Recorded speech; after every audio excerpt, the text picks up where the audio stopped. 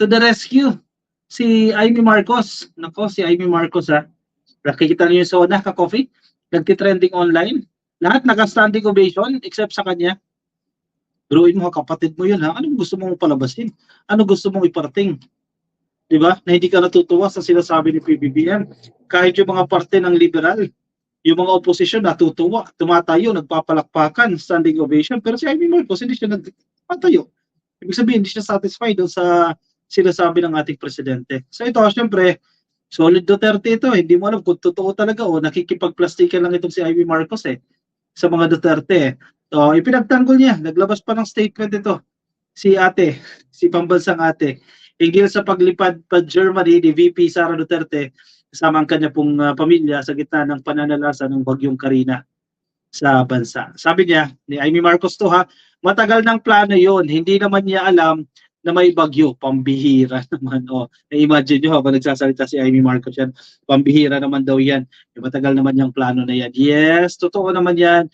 Naniniwala tayong matagal ng plano yan, but you have options, di ba? Kasi hindi mo alam yung posibleng mangyari. Paano, if ever, worst case scenario, nag-resign si PBBM, ano yun? Tutuloy pa rin siya sa trip niya? Definitely hindi. Kasi magkakaiba ng sitwasyon. Nakita naman natin, ang unang umaksyon at yung OVP, sa totoo lang, nagkalat na gamot, damit, ikinalat na sa iba't ibang mga lugar. At palagay ko, talagang nakatutok naman sila, sabi ni Senator Amy Marcos. Hindi siya sure ha, sa palagay niya lang yan ka-coffee ha, opinion niya lang yan. Siyempre, to the rescue si ate. Hindi pwedeng mawala ang tawag yan, ang statement of support. Yan, kailangan talaga yan ni Inday Sara Duterte, nagmula kay Amy Marcos. Si Amy Marcos, namamangkayan sa dalawang ilog ka-coffee. Gusto niya kasing makuha ang boto ng mga Duterte, at the same time, makuha niya yung boto ng mga loyalista. Kaya, she's pleasing yung two sides, di ba? Ang mga DDS at ang mga loyalista. Yung problema, marami nang naiinis sa kanya ng mga loyalista. Okay, good luck sa kanya kung may boto pa rin siya ng mga loyalista, di ba? So, yan ang tinatarget niya Pero, sige, good luck sa kanya kung kanino talaga siya papanig. Dito ba siya sa mga Duterte o dito siya sa mga loyalista? Kasi sa mga loyalista, gas-gas na yung pangalan niya. Naku po, may concert daw kasi sa Taylor Swift. Yan, sige. Ano naman pinag-uugatan nito ka-coffee? Bakit naman napasok dito si Taylor Swift? Si Inday Sara, Swiftie pala yan. Kung ikaw ay fan ni Taylor Swift, ang tawag nila sa mga fan ni Taylor Swift ay Swiftie. Tama ba? Kung sino mga Taylor Swift fans dito, no? Mga Swiftie daw po yan. Sana yan. Kasi daw, teka, hinahanap ko yung post May nagbulgar sa kanya noong Valentine's, yan, mahilig pakinig sa music ni Taylor Swift. Yan. At nagkataon naman ka-coffee na yung concert ni Taylor Swift ay July 27 at 28 dyan po sa Germany.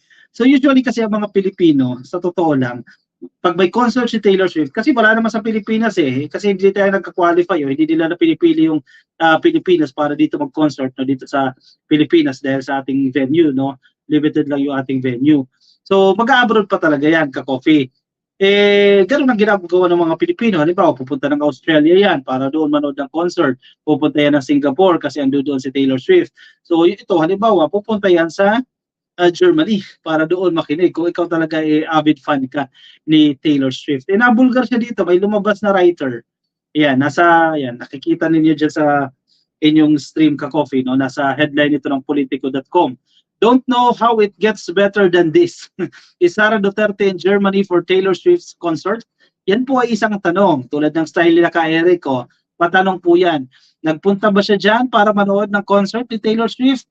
Bakit kanyo? Bakit lumutang itong issue kay Taylor Swift? Will Vice President Sara Duterte be watching Taylor Swift perform live in Germany with her family next week?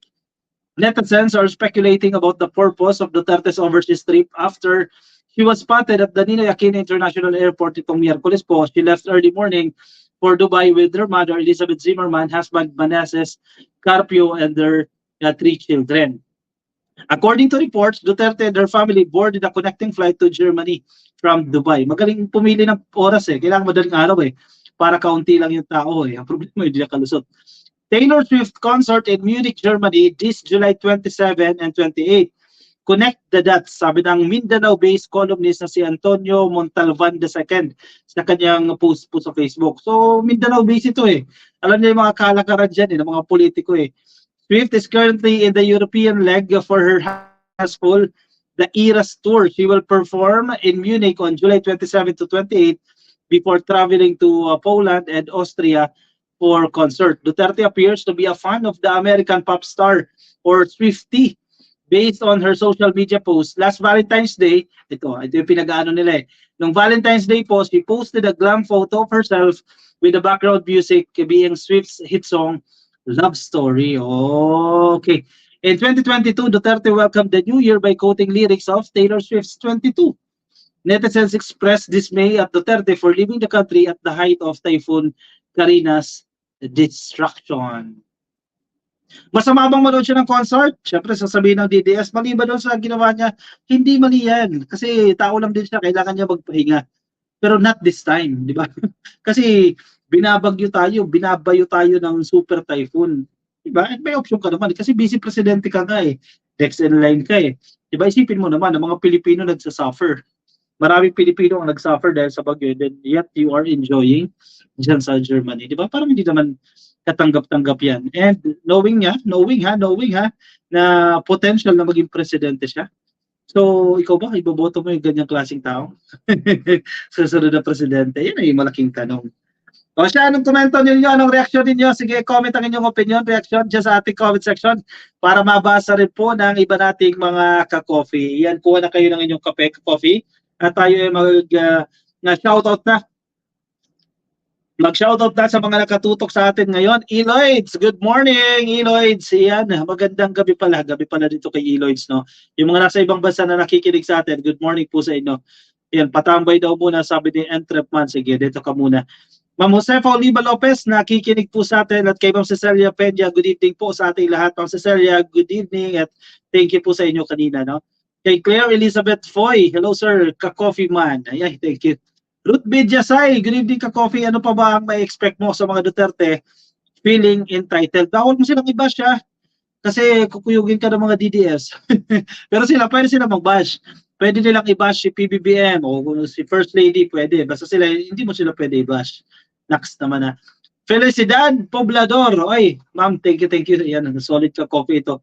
Si Ma'am Felicidad, no? Lagi nakaantabay din.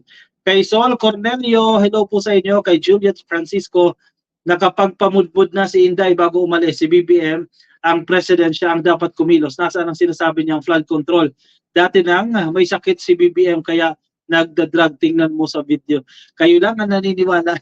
Kayo lang ang naniniwala niya. Ng eksperto, nagsasabi, fake yung video ninyo. And even yung mga kakampi niyo mismo, mga DDS mismo, nagsasabi, fake yung video niya. Si Crisette Chua ba yan? Yung Crisette Chua, kakampi niyo yan di ba? Siya mismo, nagsasabi siya na fake po yung video na yan. Pero kayo, naniniwala pa rin kayo. Nagpapabudol kasi kayo Nagpapabudol kayo kay Harry Roque at kay Maharlika. Naku, ginagamit lang kayo ng mga yan. Sana may makakita sa kanya doon sa concert, sabi ni Kat Lucido. Definitely, mga Pilipino, mabilis pumitik yan ng camera. Ayan, mapipicturean yan pag nanonood sa concert. Pero baka syempre hindi na tumuloy. Kasi hot seat siya ngayon Kapag napicturean pa siya, naku po, sandubukal na bashing ang matatanggap niya dyan. She is fearless to sweep over your money, sabi ni Claire Elizabeth. Oy, grabe ha. Hindi, baka pera niya naman yung ginamit, sahod niya naman, kayo naman pwede mag-enjoy, sabi ni Lynn Palma. Pili lang ng panahon, ka-coffee. Pili lang ng panahon ng pag-enjoy. Ma Emeline, yap, happy viewing po sa inyo, ma'am. Yung mga nasa Facebook natin, shoutout din natin. Shoutout po sa inyo kay Maria Tess Anacion, kay Ma'am Lynbeth Tumaning. Hello po sa inyo kay Maldita Pasaway, kay Lynn Palma.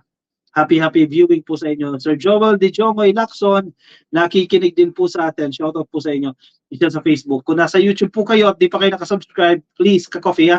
Palike lang po na video na to at click nyo po yung subscribe siya sa baba. At kung nasa YouTube at sa Facebook po kayo, please like and follow. Sige, kuha na kayo ng kape at tayo ay mag-move on, ka-coffee, sa ating next topic.